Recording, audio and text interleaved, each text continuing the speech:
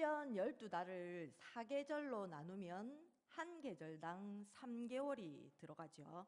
우리는 지금 11월에 초입에 서 있으니까 벌써 깊어진 계절에 가을의 끝자락에 와 있습니다. 천고마비, 가을을 잘 표현한 말인 듯합니다. 높고 푸른 하늘, 각양각색으로 물든 단풍, 잘 익은 곡식과 열매들, 그런 것들을 떠올리면 아마 풍요롭다는 생각이 드시겠지만, 떨어지는 낙엽, 또 쌀쌀한 날씨, 두꺼워지는 외투, 따뜻한 차 한 잔, 이런 것들을 떠올린다면 상실감과 또 쓸쓸함이 느껴지기도 합니다. 풍요와 상실이 공존하는 이 두 가지 감정을 느낄 수 있는 묵직한 계절이라서 가을을 사색의 계절이라고 하나 봅니다. 사색의 계절에 어울리는 문학 작품은 뭐니 해도 시가 아닐까 합니다. 가을에 어울리는 시 한 편을 읽어보겠습니다. 잘 들어보십시오. 낙엽이 떨어집니다. 낙엽을 하나 주워 들었습니다. 낙엽이 속삭입니다. 좋은 말로 할 때 내려놔라. 낙엽을 내려놓았습니다. 낙엽이 다시 속삭입니다. 쫄았나? 소심하기는. 황당해서 하늘을 보았습니다. 하늘이 속삭입니다. 눈 까라. 너무나 열이 받아 그 낙엽을 발로 차버렸습니다. 낙엽의 처참한 비명과 함께 들리는 한마디. 아까 그 낙엽 아닌데 얘. 미안한 마음에 낙엽에게 사과를 하고 돌아서는 순간 낙엽의 한마디. 순진한 놈 속기는. 시라고 하기에는 조금 가볍다고 생각이 됩니다만은 이 시를 들으시고 어떤 감정이나 정서가 떠오르시나요? 거친 단어들로 인해서 거부감이 들기도 하고 재밌는 표현들로 인해서 우습기도 하고 화자가 거침없이 내뱉는 말로 속이 좀 시원해지기도 하시는가요? 시는 음의 강약이나 장단, 고저 혹은 시어에서 느껴지는 가락이나 반복을 통해서 이루어지는 음악적 요소인 운율과 또 언어에 대한 이미지의 회화적 요소를 사용하여서 감정에 대한 정서나 호기심을 자극하고 상상력과 배경 지식을 높여주는 문학 작품의 한 갈래입니다. 다들 소시적에 그 시의 갈래, 화자, 주제, 운율, 비유법 이런 거 많이 수업 시간에 분석해 보셨죠? 저도 시험 공부하느라고 열심히 외웠던 기억이 있습니다. 시험 치고 나면 하나도 모릅니다. 작가는 이 시를 이끌어가는 화자를 통해서 독자의 감정이나 생각을 자극하고 또 독자는 작가의 계획된 의도를 통해서 나름대로 시의 세계를 거닐면서 새로운 경험들을 하게 됩니다. 잘 아시는 바와 같이 시편도 시집이자 노래집입니다. 미국 침례교단의 목사이자 신학자로 우리나라에도 잘 알려진 존 파이퍼 목사님은 시편에 대해서 이렇게 말합니다.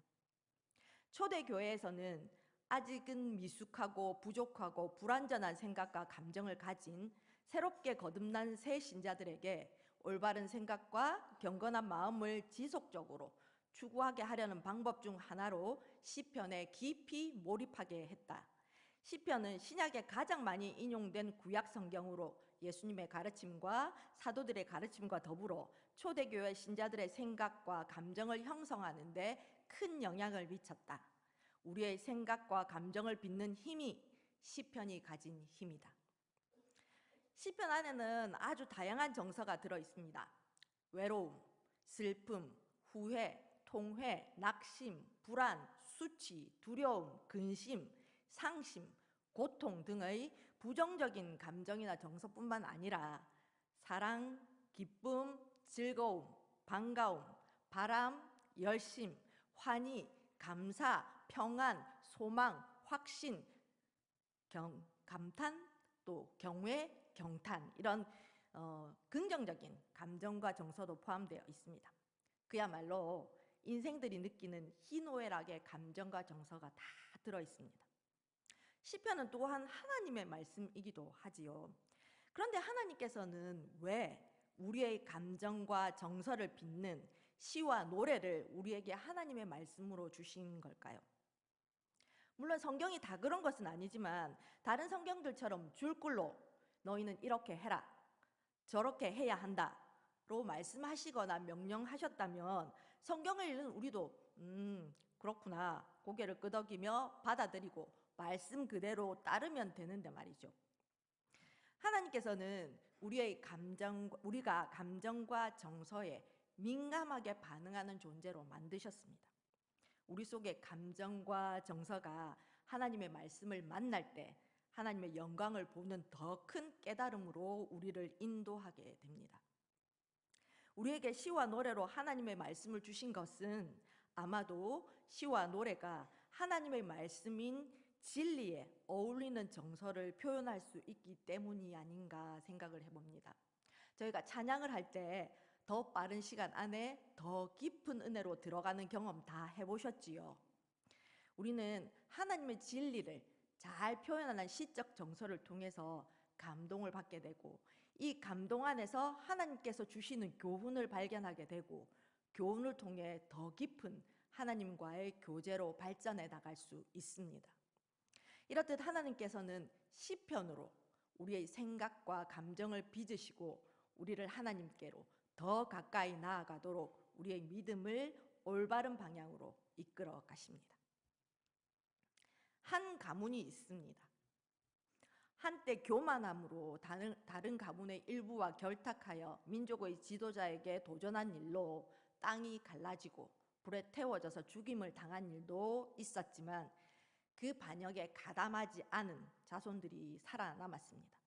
그 후로 그들은 다윗 왕 시대에 다윗의 싸움을 도와 용사로 이름을 날리기도 했지요. 그들은 성전의 문지기와 성전의 음악 담당, 그리고 성전에서 제물로 쓸 빵을 굽는 성전 요리사로 하나님을 섬기는 가문이었습니다. 음악을 담당했던 사람들 중에서 다윗 시대의 사람인 헤만과 아삽은 우리에게도 잘 알려져 있습니다. 이 가문은 어떤 가문인가요? 예, 맞습니다. 바로 레위 후손인 고라 자손입니다. 본문 말씀인 시편 42편은 고라 자손이 쓴 시입니다. 고라 자손 중 성전 음악을 담당했던 누군가가 쓴 시라고 합니다. 근데 이 시의 표제를 보면 고라 자손의 마스길, 인도자를 따라 부르는 노래라고 되어 있습니다.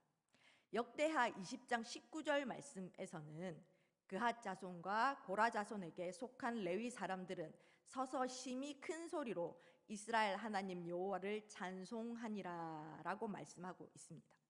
이 말씀과 오늘의 표제를 함께 보면 아마도 시편 42편은 공예배에 사용되었던 노래였음을 알 수 있습니다. 또 하나 표제에는 마스길이라는 단어가 나옵니다. 마스길은 교훈을 주다, 지혜롭게 하다라는 뜻의 히브리어 동사에서 파생된 단어이기에 마스길은 아마도 교훈을 주는 노래 정도로 생각해 볼 수 있습니다. 이 두 가지 사항을 정리해 보면 시편 42편은 공예배 때 사용되었던 이스라엘 백성에게 교훈을 주는 노래였습니다. 그런데 이 공예배에 사용된 교훈을 주는 노래가 우리에게 말하고자 하는 바는 무엇일까요? 오늘 그것을 같이 살펴보기를 원합니다. 먼저 이 42편을 쓴 저자의 상황은 어떠했는지부터 알아보아야겠습니다. 우리 3절과 10절 말씀을 쉬운 성경으로 함께 읽어보겠습니다.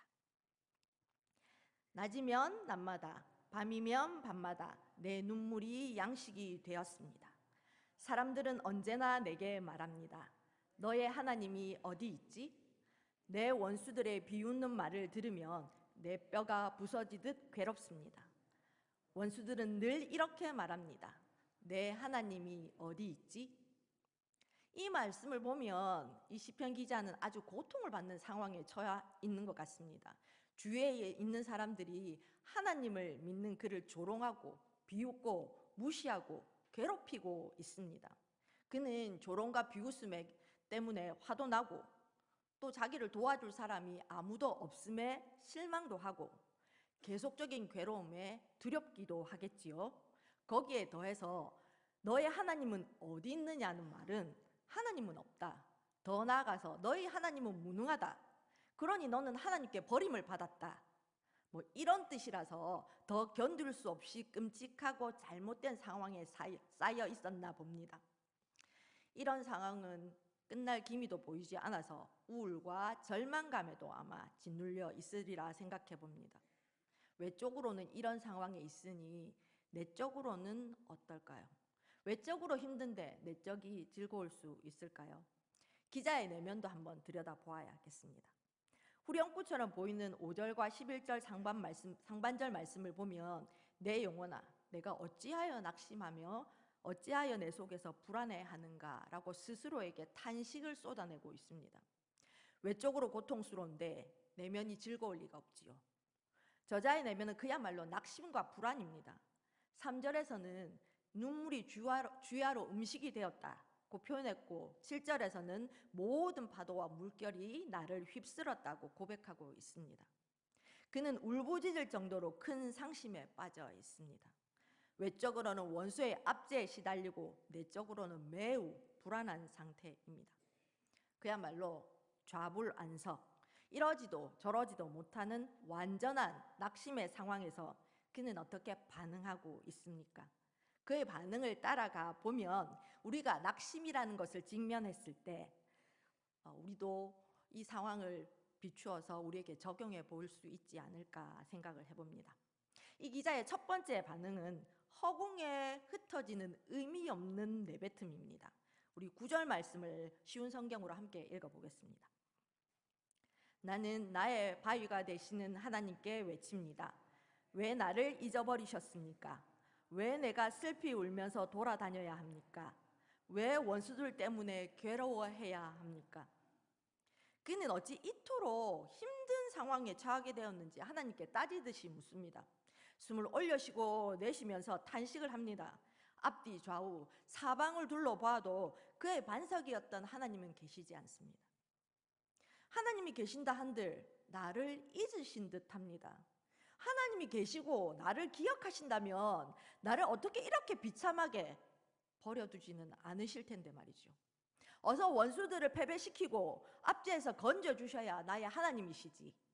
내가 괴롭고 슬퍼하고 있는데 아무런 반응이 없으시다니요. 우리 성도님들도 이런 경험을 해보신 적 있으신가요? 하나님께서 도무지 나에게만 무심하다고 생각될 때 혹시 있으셨나요? 다들 은혜 안에서 평안하고 즐겁고 안전해 보이는데 나에게만 왜 하나님이 보이지 않는 것인지, 나에게만 왜 이런 일이 일어나는지, 그때 나오는 탄식이 하나님 왜 나를 잊어버리셨습니까? 왜 저를 바라보지 않으십니까? 라는 말이지요. 이런 말은 마음에서 나오는 진심은 아닐 것입니다. 지나간 후에 생각을 해보면 그때는 왜 그런 탄식이나 막말을 했는지 의아스럽지요. 격앙된 상태에서는 자신이 무슨 말을 하는지 인식하지 못하고 내뱉을 수 있습니다. 문자 그대로의 뜻을 갖는 말이 아니라 그냥 걸러지지 않는 감정이나 자신을 향한 푸념 같은 것입니다. 그냥 허공에 흩어져 버리고 마는 의미 없는 말이지요. 하지만 하나님은 우리의 이런 의미 없는 탄식도 다 들으시는 분입니다. 우리가 그렇게 푸념하며 그냥 주저앉아 있도록 두시지 않으십니다. 곧 하나님께서는 기자를 두 번째 반응으로 이끌어 가십니다. 낙심의 상황에도 하나님은 시편 기자에게 하나님의 주권적인 사랑을 바라보게 하시고 찬송하게 하십니다. 8절 말씀, 상반절 말씀 함께 읽어보겠습니다. 낮에는 여호와께서 그의 인자하심을 베푸시고, 그는 하나님께서 자신을 잊으신 것 같다고 탄식을 하면서도 하나님의 도우심을 이야기합니다. 5절과 11절의 반복구는 인생들의 모든 역경 위에 구원의 손길을 내미시는 하나님의 주권적인 사랑을 노래하고 있습니다. 내 영혼아 내가 어찌하여 낙심하며 어찌하여 내 속에서 불안해하는가? 너는 하나님께 소망을 두라. 그가 나타나 도우심으로 말미암아 내가 여전히 찬송하리로다. 바닥짐을 아십니까?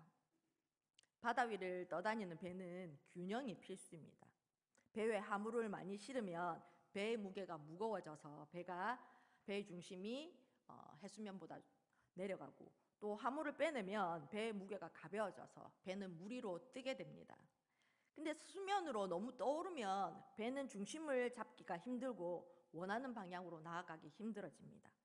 배가 적당히 물에 잠겨야 프로펠러가 작동되기 때문이죠. 따라서 원활한 항해를 위해서는 배의 무게를 조절하는 것이 중요합니다. 배의 무게를 조절하기 위해 사용하는 것이 밸러스트라고 하는 바닥짐입니다. 화물의 양이 적을 때를 대비해서 물이나 자갈 등을 배에 미리 실어 놓습니다. 요즘은 물을 바닥짐으로 사용하기 때문에 바닥짐을 다른 말로는 평형수라고도 합니다. 이 바닥짐으로 인해서 어떤 풍랑이나 파도를 만난다고 해도 배는 적당히 물에 잠기고 균형을 유지할 수 있게 됩니다. 우리 인생에 우연은 없습니다. 주권자 되시는 하나님께서 우리 인생의 아주 작은 것이라도 모두 주관하십니다. 그러기에 시편 기자가 7절에서 노래한 것처럼 인생의 고통스럽고 절망적이고 혼란스러운 모든 상황도 하나님의 파도입니다. 하나님께서 인생의 굴곡을 허락하지 않으시면 일어날 수도 없습니다. 시편 기자는 이 크고 놀라운 진리를 떠올렸습니다. 이 진리가 우리 인생 항해의 바닥짐입니다. 이 진리를 붙들고 있는 우리는 여러 감정과 정서의 혼돈 속에서도 믿음의 균형을 유지하게 되기에 넘어지지 않습니다. 인생의 굴곡 안에서 하나님의 진리를 발견할 때 우리는 하나님의 주권적인 사랑을 인정하게 될 것입니다. 하나님의 주권적인 사랑하심을 발견했다면 하나님을 노래하지 않을 수 없습니다. 하나님께 나를 맡겨드릴 수밖에 없지요. 8절 하반절 말씀입니다. 함께 읽어보겠습니다. 밤에는 그의 찬송이 내게 있어 생명의 하나님께 기도하리로다. 시편 기자는 하나님의 주권적인 사랑을 발견하기는 했지만 그의 상황이 바뀌었다고는 말하지 않습니다. 아마도 그의 상황은 변함이 없었나 봅니다. 그러나 그는 하나님을 찬송하겠다고 합니다. 이 찬송은 기뻐서 드리는 찬송은 아닐 것입니다. 생명의 하나님께 드리는 찬송은 구해달라는 탄원의 노래, 간절한 믿음의 기도입니다. 하나님 안에 모든 것이 다 있는데 하나님께 어찌 탄원하지 않겠습니까? 하나님의 주권적인 사랑 안에서 그분의 인자하심을 맛보아 알게 되었는데 그분이 아니면 누구에게 나의 생명을 의탁할 수 있을까요? 세 번째 반응으로 기자는 자신에게 이제 진리를 선포합니다. 5절 말씀을 함께 읽겠습니다. 내 영혼아 내가 어찌하여 낙심하며 어찌하여 내 속에서 불안해하는가? 너는 하나님께 소망을 두라.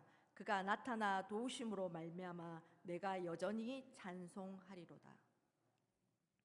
의사이자 목사인 마틴 로이스 존스의 저서 영적 침체라는 책에는 이런 글귀가 있습니다. 우리가 살면서 겪는 불행 대부분은 우리가 자신에게 말하는 대신 자신에게 귀를 기울이기 때문에 일어난다. 아침에 눈을 뜨는 순간 당신의 머릿속을 스치는 생각을 떠올려보라. 당신은 원하지 않았지만 그 생각들은 당신에게 말을 걸고 어제의 골치 아픈 문제들을 상기시킨다. 당신에게 말을 거는 이 사람은 누구인가? 바로 당신의 자아이다. 이제 시편 42편의 기자가 처리하는 방식을 보자. 그는 자아가 말하도록 두는 대신 그가 자아에게 말하기 시작한다. 그는 자신에게 묻는다. 내 영혼아, 어찌하여 낙심하는가? 그의 영혼이 그를 낙심시키고 절망에 빠뜨렸기 때문이다. 그리하여 그는 일어나서 말한다. 자아여, 내가 말할 테니 잠시 내 말에 귀를 기울여 다오. 우리는 자아가 나에게 끊임없이 잔소리처럼 쏟아내는 말들에 쌓여 있을 때가 있습니다. 혼란스럽고 불편한 고통의 상황일 때는 더 그렇습니다. 그렇게 하지 말았어야 했어. 그 일 때문에 지금 고통 중에 있는 거 아니야. 그때로 다시 돌아갈 수 있다면 결과는 달라지지 않았겠어? 자아가 계속해서 쏟아내는 말들은 우리 자신을 무능력하게 만들고 아무것도 하지 못하는 루저로 만들어 갑니다. 루저는 그저 주저앉아 있을 뿐이죠. 성도 여러분, 어떻게 할까요? 그저 주저앉아 있을까요? 그렇지 않습니다. 로마서 8장 31절에서 35절 말씀을 교독하겠습니다. 그런즉 이 일에 대하여 우리가 무슨 말하리요? 만일 하나님이 우리를 위하시면 누가 우리를 대적하리요?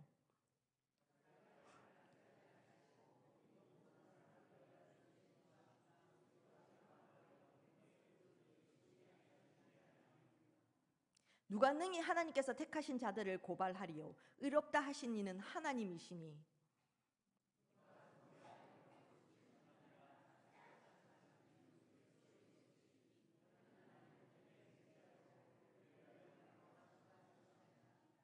같이 읽겠습니다. 누가 우리를 그리스도의 사랑에서 끊으리요? 환난이나 공고나 박해나 기근이나 적신이나 위험이나 칼이랴.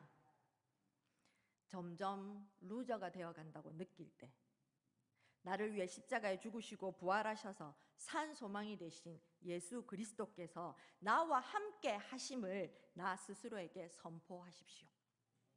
이 소망의 복음으로 말미암아 나는 현재도 승리의 길을 걷고 있고 미래에도 승리의 길을 걸을 것임을 나 스스로에게 선포하십시오. 어떤 것으로도 무엇으로도 끊을 수 없는 이 산 소망 안에 내가 살아서, 내 안에서 살아서 역사하셔서 나를 하나님의 사랑 안에 푹 잠기게 하시고 나를 다시 일으켜 세우심을 믿음으로 확신하며 선포하십시오. 그 후의 반응은 다시 이것입니다. 산 소망으로 힘을 얻은 기자는 영적으로 충만해진 과거의 기억을 떠올려 봅니다. 4절 말씀 함께 읽겠습니다. 내가 전에 성의를 지키는 무리와 동행하여 기쁨과 감사의 소리를 내며 그들을 하나님의 집으로 인도하였더니 이제 이 일을 기억하고 내 마음이 상하는도다. 기억하다로 번역된 히브리 동사 자카르의 원래 뜻은 새기다라는 겁니다. 과거의 일을 머릿속에 새길 만큼 생생하게 의도적으로 그리고 지속적으로 기억하고 있음을 나타냅니다. 그가 생생하게 기억하는 과거는 많은 사람들과 함께 즐거움과 감사함으로 풍성한 음식과 모든 악기를 동원한 축제 같았던 공예배였습니다. 그때 하나님이 계신 그 성전에서 감사와 기쁨으로 하나님 앞에 서서 하나님을 마음껏 찬양하며 하나님의 말씀을 듣고 하나님을 만나며 누렸던 은혜를 지금까지 기쁨으로 기억하고 있습니다. 하지만 지금의 상황은 그렇지 못함을 또한 안타까워하고 있습니다. 우리도 그렇지 않습니까? 모두가 모여 한 마음으로 하나님을 경배하며 하나님께 나아가 하나님의 말씀을 받고 찬송으로 응답하는 예배에 함께 하시는 하나님의 임재를 느낄 때 그 감격은 그야말로 살아있는 라이브입니다. 결코 잊을 수 없는 감격이지요. 하나님께서는 공예배에서야 하나님과의 만남을 통해 우리의 믿음을 보존해 가십니다. 영적으로 공고한 때를 지나고 계신다면 공예배를 통해 우리의 믿음을 지켜가시는 하나님을 만나시기를 부탁드립니다. 공예배가 회복되는 우리 성도님들 되시기를 소망합니다. 이제 기자는 마지막 반응에 다다랐습니다. 1절과 2절 말씀 함께 읽겠습니다. 하나님이여 사슴이 시냇물을 찾기에 갈급함같이 내 영혼이 주를 찾기에 갈급하나이다. 내 영혼이 하나님 곧 살아계시는 하나님을 갈망하나니 내가 어느 때에 나아가서 하나님의 얼굴을 배울까? 이제 그는 하나님을 갈망하고 있습니다. 그런데 하나님을 갈망하는 이유가 자신이 처한 지금의 상황을 벗어나기 위해서, 원수를 패배시키기 위해서, 자신의 안전을 위해서가 아닙니다. 자신의 감정이나 유익을 위한 것이 아닙니다. 다른 이유는 없습니다. 그저 하나님 때문입니다. 하나님 때문에. 가장 아름다운 갈망 아닙니까? 내 생명의 근원 되신 아버지 하나님, 그분 자체를 사랑하고 그 하나님을 보고 싶고 그 하나님과 함께 있고 싶을 뿐입니다. 그는 이제 오직 하나님만을 앙망하는 데까지 이르렀습니다. 하나님을 찬양하고 하나님을 기뻐하며 하나님 때문에 만족감을 느낍니다. 우리는 불완전하고 불확실한 인생들입니다. 우리가 살아가는 고비마다 어려움을 당하고 낙심이라는 놈을 만나기도 합니다. 어떤 인생은 털털한 성격이라 금방 툴툴 털어버리고 다시 제 갈 길을 가지만 또 다른 인생은 상처가 쉽게 낫지 않습니다. 뭐 금방 툴툴 털어버리든 그 상처가 오래 길게 가든 상처가 아물기까지는 너무 아픕니다. 딱지가 생기고 새살이 돋는데 시간이 걸리기도 하지요. 상처의 아픔도 그 시간만큼 함께 합니다. 또 특정한 상처는 아물고 새살이 올라왔음에도 흉터가 남아서 나의 일부가 되어 버리기도 합니다. 인생 참 쉽지 않지요. 이럴 때 시편 42편 기자가 걸었던 길을 걸어보면 어떨까 합니다. 그는 사방으로 우겨쌈을 당하고 있을 때 하나님께 푸념 같은 하소연을 하지만 그 속에서 하나님의 주권적인 사랑을 발견하고 하나님을 찬양하며 스스로에게 소망의 복음을 선포하며 영적 충만함의 시기를 기억하고 하나님과의 관계를 회복하기 위해 애쓰며 자신을 지으신 하나님만을 앙망하는 믿음의 깊은 단계까지 나아갔습니다. 낙심될 때 그때가 바로 깊어짐의 기회입니다. 하나님께서 나를 더 깊은 믿음으로 만들어 가시려고 깊어짐으로 초대하시는 것입니다. 혹시 낙심하고 계십니까? 어려운 상황에 처해 계십니까? 아파서 견딜 수 없으십니까? 기회가 왔을 때 꼭 붙들어서 더 깊은 믿음으로 나아가시기를 바랍니다. 잊지 마십시오. 부정적이고 힘든 상황이 오면 그때는 바로 하나님께서 나를 더 깊은 신앙으로 만들어 가시는구나 생각하시고 시편 기자가 걸었던 길을 교훈 삼아서 한 걸음 한 걸음 하나님께로 침잠하시기를 부탁드립니다. 가을의 자락인 11월에 들어섰습니다. 깊어진 가을을 생각하다가 나의 믿음도 점점 깊이 침잠하면 얼마나 좋을까 생각했었습니다. 그리고 나만이 아니라 우리 공동체가 다 같이 깊어지면 더 좋겠다라는 확장된 생각까지 했었답니다. 우리 옆에 계신 분들과 인사할까요? 믿음의 깊어짐으로 당신을 초대합니다.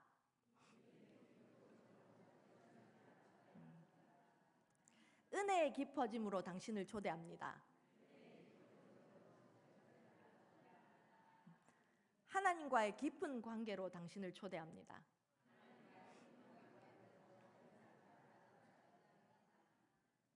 성도 여러분, 하나님께서 깊어짐으로 초대하십니다. 하나님의 초대장을 받으시겠습니까? 기도하겠습니다. 인생들의 생사화복을 주관하시고 인도하시는 하나님 감사를 드립니다. 우리의 마음을 만지고 위로하며 용기를 주는 아름다운 하나님의 말씀을 주셔서 감사를 드립니다. 우리의 마음이 하나님의 말씀을 사모하게 하시고 혹여 인생의 아픔을 당할 때, 벽에 부딪힐 때, 답답할 때 하나님의 말씀을 기억하게 하셔서 말씀이 주시는 능력으로 더 견고해지는 믿음의 자리까지 나아갈 수 있게 인도하여 주시기를 간절히 원합니다. 말씀의 끝에 계시는 우리의 산 소망이신 예수님을 만나고 기쁨으로 하나님을 송축하며 경배하는 하나님의 자녀들이 다 되게 은혜를 베풀어 주시옵소서. 우리의 일상이 삶으로 드리는 예배가 되기를 소망하오며 우리의 소망이신 예수 그리스도 이름으로 기도드리옵나이다.